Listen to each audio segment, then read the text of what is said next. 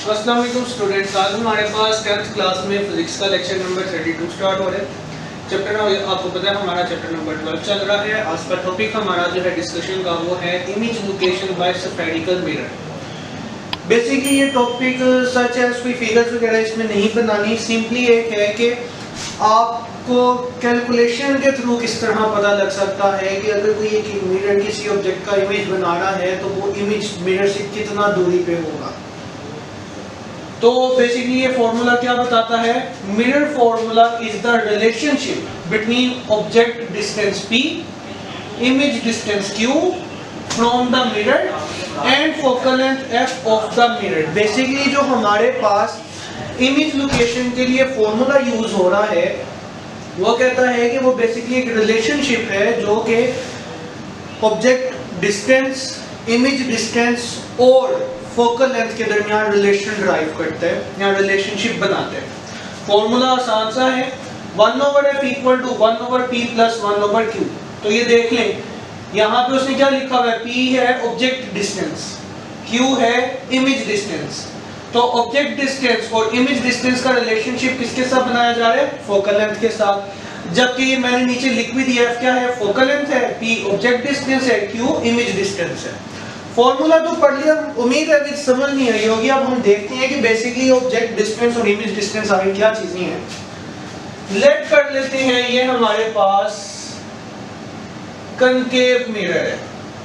क्यों? क्योंकि इसकी इनर साइड जो है वो वेल पॉलिश्ड है, मींस रिफ्लेक्टिंग सरफेस है इनर साइड। एक ऑब्जेक्ट प्लेस किया गया है, जिस तरह यूं समझ ले ये मिरर है और इसके सामने ये एक ऑब्जेक्ट है। उस ऑब्जेक्ट को प्रिंसिपल एक्सिस के ऊपर प्लेस किया गया। उस ऑब्जेक्ट से जब रेज निकलेंगी तो वो रेज जाके फॉल करेंगी मिरर की सरफेस पे और वो वहां से रिफ्लेक्ट बैक होंगी। मैंने 3 रेज ड्रा की हैं, तीनों रेज मिरर से टकरा के जब रिफ्लेक्ट बैक होंगी तो तीनों रेज एक पॉइंट पे आके मीट करेंगी, वहां पे बनेगा इमेज। तो ये हमारे पास क्या आ गया? इमेज।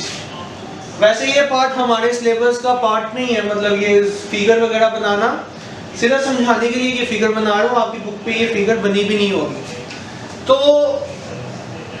अब बात आ जाती है कि इसके अंदर ऑब्जेक्ट का पोल तक फासला, ये कौन सा पॉइंट था? पोल। ऑब्जेक्ट का पोल तक फासला बेसिकली कहलाएगा ऑब्जेक्ट डिस्टेंस। इसी तरह इमेज का पोल तक फासला कहलाएगा इमेज डिस्टेंस। और फोकल लेंथ आपको पता ही है क्या होती है, ये मीटिंग पॉइंट है तो यहां से पोल तक का फासला फोकल लेंथ।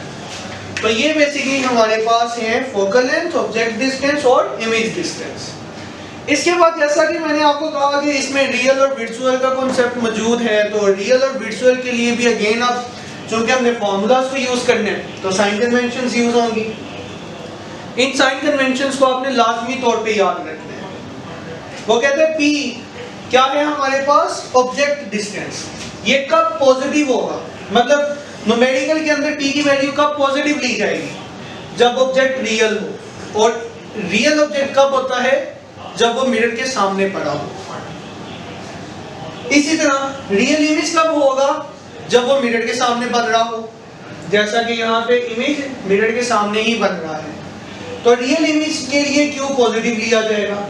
इसी तरह कनकेव मिरर, ये क्या है? Concave mirror. अगर आपको याद हो तो कनकेव मिरर के लिए हमने कहा था रियल फोकस होते हैं या वर्चुअल, तो हमने कहा था रियल फोकस होते हैं।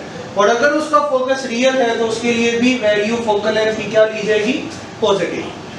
इसी तरह अब अगर वर्चुअल ऑब्जेक्ट हो तो तब p क्या लिया जाएगा? ऑब्जेक्ट डिस्टेंस, नेगेटिव साइन के साथ। ये साइन कन्वेंशंस न्यूमेरिकल में यूज होंगी।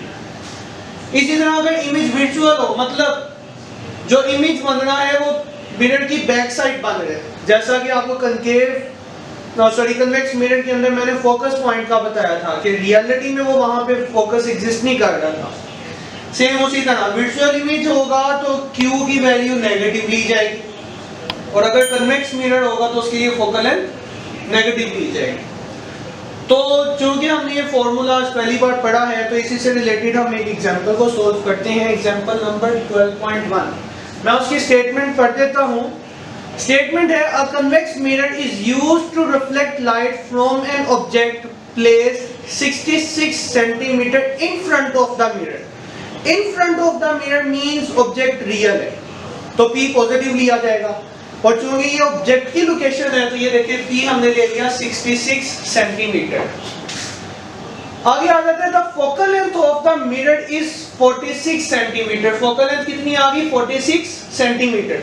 और मैंने स्टेटमेंट शुरू कहां से की थी? अ कन्वेक्स मिरर।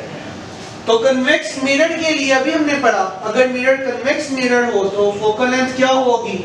नेगेटिव। तो देखें फोकल लेंथ का नेगेटिव आ गया। ये साइन कन्वेंशंस इसलिए इस अंदाज में मतलब हम न्यूमेरिकल्स में यूज करेंगे। अब वो कहते हैं करना क्या है? Find the location of the image. आपने इमेज की लोकेशन निकालनी है, मतलब इमेज डिस्टेंस निकालने, क्यू निकालना। तो फॉर्मूला भी हमने पढ़ा 1/f equal to 1/p plus 1/q। 1/q को सेपरेट करेंगे तो ये वैल्यू इधर से उधर जाके माइनस हो जाएगी। क्या किया? फोकल लेंथ की वैल्यू लगा दी 46 और साथ में ये नेगेटिव था तो ये देखिए नेगेटिव अपीयर हो गया। माइनस वैसे ही 1/p कितना? 66। इसको आप सिंपलीफाई करेंगे आंसर आएगा -0.036891। अब याद रखते हैं देखिए ये 1/q है जबकि हमें q निकालना है, तो इसको जब मैं उल्टाऊंगा तो ये तो बन जाएगा q। इक्वेशंस को बैलेंस करने के लिए मुझे इस साइड को भी उल्टाना पड़ेगा, तो होगा क्या? ये सारी वैल्यू 1 के डिवीजन में चली जाएगी। 1 डिवाइडेड बाय 0.036891, तो आंसर आपका आएगा 27 पॉइंट समथिंग, मतलब 102 कुछ वैल्यू है जिसे हम राउंड ऑफ करके लिख देंगे 27 सेंटीमीटर। तो ये हमारे पास आज का बेसिकली टॉपिक था जिसमें हमने एक फॉर्मूले को डिस्कस किया, फॉर्मूले को समझा और देन उसको अप्लाई किस तरह करना है वो भी आपको सिखाया गया। इस फॉर्मूले को आपने अच्छी तरह से समझना है क्योंकि हमने इसके अकॉर्डिंगली कैलकुलेशन करनी है।